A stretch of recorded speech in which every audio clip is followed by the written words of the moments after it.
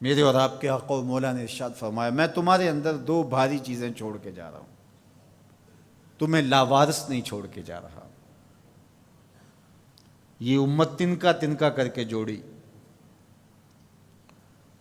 اور اب حضور کے وصال کے بعد کیا امت بکھر جائے گی؟ کہا نہیں، ایسا نہیں ہے۔ انا تارکن فیکم الثقلین، میں تمہارے اندر دو بھاری اور وزنی چیزیں چھوڑ کے جا رہا ہوں، جن چیزوں کو میرے حضور علیہ السلام بھی وزنی کہیں، وہ کتنی وزنی ہوں گی؟ اولہما کتاب اللہ، ان میں سے پہلی چیز اللہ کی کتاب قرآن مجید، فیہ الہدی والنور فخذوا بکتاب اللہ واستمسکوا بہ، اس میں ہدایت ہے، اس میں روشنی ہے، اس میں اجالا ہے۔ فخذوا بکتاب اللہ، اللہ کی کتاب کو پکڑ لو، واستمسکوا ہو، اور اس سے تمسک اختیار کر لو، مضبوطی سے چمٹ جاؤ اس کے ساتھ، تم نہیں گمراہ ہوگے اگر تم قرآن سے جڑے رہے۔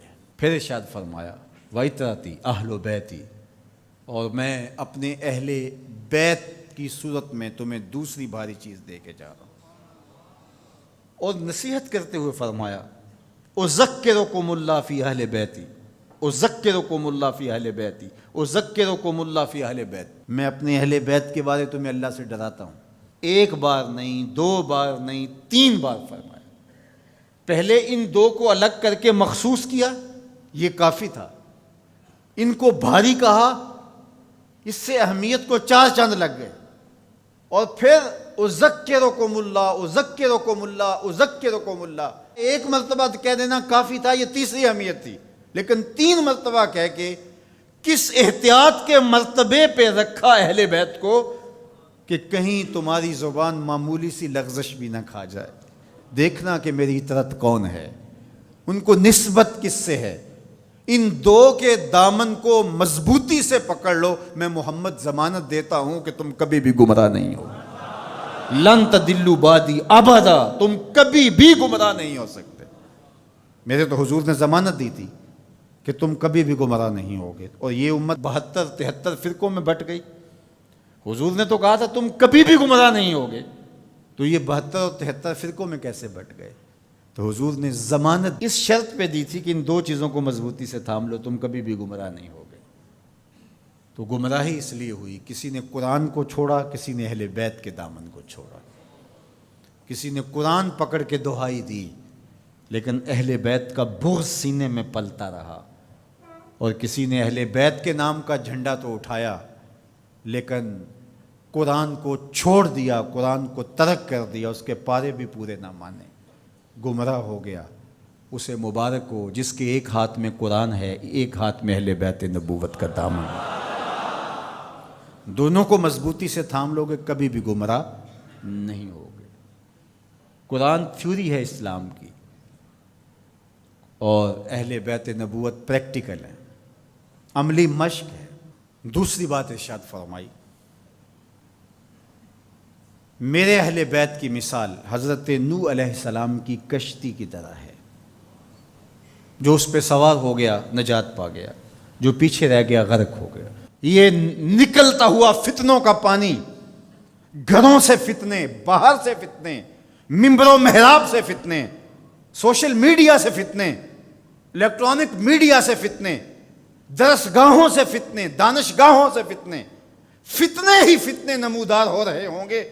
فتنوں کے سیلاب میں تمہارا ایمان، تمہارا دین، سب کچھ بہہ جائے گا، بچے گا وہی جو سفینہ آل مصطفیٰ میں بیٹھے گا۔ میری آل کی مثال حضرت نوح علیہ السلام کی کشتی پہ ہے۔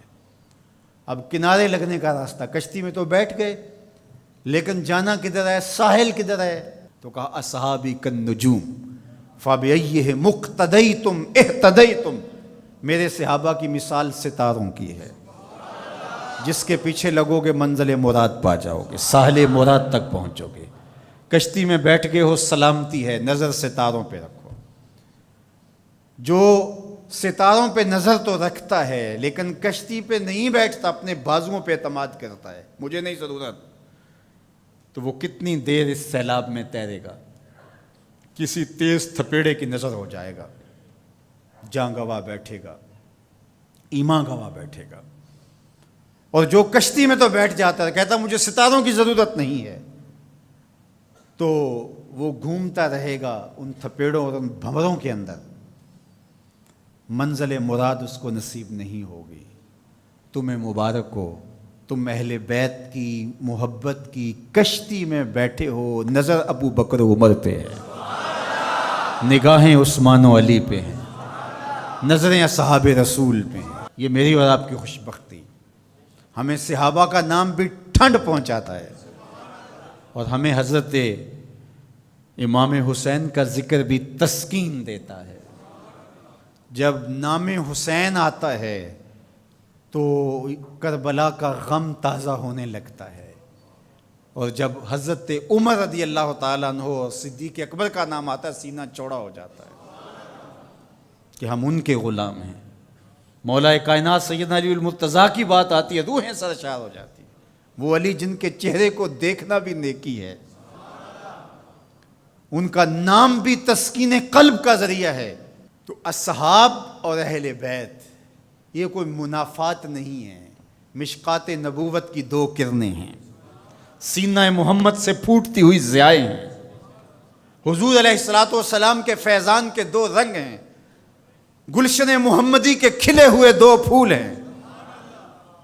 تو ہم صحابہ کی عظمت کو بھی سلام کرتے ہیں، اہل بیت کی عظمت کو بھی سلام کرتے ہیں۔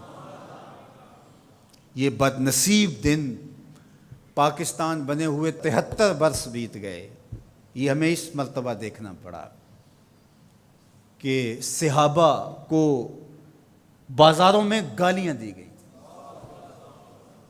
استغفر اللہ۔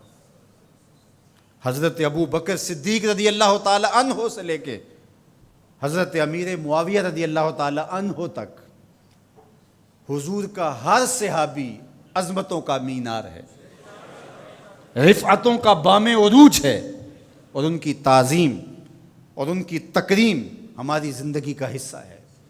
یار صحابی تو وہ ہے جس نے حضور کی صحبت پائی اور ایمان کی دولت سے مالا مال ہوا، وہ مٹی جو حضور کے نالین سے جڑی ہے وہ بھی ہماری آنکھوں کا سرما ہے۔ تو بات چل رہی تھی کہ یہ دین ادب کا دین ہے، لیکن بدقسمتی سے یہ باہر سے جو شرارتیں ہو رہی ہیں وہ تو ہو ہی رہی ہیں، لیکن ان دنوں میں جس پہ بات کی جا رہی ہے یہ تو کلمہ گو لوگوں کی کہانی ہے۔ سیدنا صدیق اکبر رضی اللہ تعالی عنہ کی تکفیر کرنے والے بظاہر کلمہ نہیں پڑھتے، صحابہ کو ننگی گالیاں دینے والے کیا کلمہ گو نہیں ہیں؟ اور منبر پہ بیٹھ کے ایک طرف اسی اسلام آباد کے اندر حضرت سیدنا صدیق اکبر رضی اللہ تعالی عنہ کی تکفیر کی گئی، دوسری طرف اسی اسلام آباد کے اندر یزید کو حضرت یزید امیر المومنین کہا گیا، اس کے قصیدے پڑھے گئے۔ یہ انہی دنوں میں ہوا۔ یہ دو انتہائیں ہیں۔ میں آپ کو پھر مبارک دیتا ہوں، میں آپ کو 1000 بار مبارک دیتا ہوں، میں آپ کو 1,00,000 بار مبارک دیتا ہوں، میں آپ کو کروڑوں مرتبہ مبارک دیتا ہوں۔ تمہارے ایک ہاتھ میں قرآن ہے، دوسرے ہاتھ میں اہل بیت رسول کا دامن ہے۔ تمہاری ایک آنکھ صحابہ ہیں، دوسری آنکھ اہل بیت ہیں۔ تمہارا سینہ ابو بکر صدیق کے نام سے بھی ٹھنڈا ہوتا ہے، مولا کائنات سیدنا علی المرتضیٰ کے نام سے بھی ٹھنڈا۔ حضرت سیدنا علی المرتضیٰ فرماتے ہیں حضور نے میرے بارے میں فرمایا، مسند احمد میں روایت ہے، مشکات میں ہے، نہج البلاغہ میں ہے۔ اگر کوئی مسند احمد اور مشکات کو نہیں مانتا تو وہ نہج البلاغہ کو مانتا ہے، اور اگر کسی کو وہاں تحفظات ہیں تو وہ یہاں حدیث موجود ہے۔ ان سب کتابوں میں، طرفین کی کتابوں میں یہ حدیثیں موجود ہیں۔ حضرت علی خود روایت کرتے ہیں، حضور نے میرے بارے میں کہا تیری مثال حضرت عیسیٰ کی ہے۔ یہود نے ان پر تہمت لگائی، ان کی ماں پر تہمت لگائی اور ان کے قتل کے درپے ہوئے، ان سے بغض رکھا، اور عیسائیوں نے، نصارہ نے اتنا مانا کہ ان کو ابن اللہ کہہ دیا، اللہ کا بیٹا قرار دے دیا۔ اقانیم ثلاثہ میں سے ایک اقنوم کہا الوہیت مکمل ہی نہیں ہوتی جب تک یہ جز شامل نہیں ہوتا۔ تو کہا ایک بغض رکھ کے برباد ہوئے اور ایک مبالغہ کر کے برباد ہوئے۔ حضرت علی المرتضیٰ نے فرمایا کہ میرے بارے میرے آقا نے فرمایا یہلک فی رجلان محب مفرط و مبغض۔ علی تیرے معاملے میں آ کے 2 لوگ برباد ہوں گے، ایک محبت کر کے برباد ہوں گے، ایک بغض رکھ کے برباد ہوں گے۔ یہ ترازو ہے، اس پہ آپ اپنے آپ کو تول سکتے ہیں۔ کہیں حضرت علی کا نام دل میں کوئی رنجش، کوئی بے چینی، کوئی اضطراب پیدا تو نہیں کرتا؟ اور کہیں حضرت علی کی محبت صحابہ کے بغض کی نشأت کا ذریعہ تو نہیں ہے؟ حضرت علی کا نام لیں تو باقی اچھے ہی نہ لگیں؟ اور اگر آپ ترازو کے دونوں پلڑے دیکھتے ہیں ٹھیک ٹھیک تول رہے ہیں، کسی نے ذکر حسن حسین کا کیا تو روح سرشار ہو گئی، سیدہ فاطمہ الزہرا کا ذکر ہوا آنکھیں ادب سے جھک گئیں، حضرت ابو بکر کا نام آیا تو دل عقیدت سے جھک گیا۔ تو جب ہم یہ اپنی کیفیت دیکھیں گے تو اللہ کا 1000 بار نہیں کروڑوں بار شکر ادا کریں گے۔ تو ہم کہتے ہیں صحابہ آپ کی عظمت کو بھی سلام، اہل بیت آپ کی عظمت کو بھی سلام۔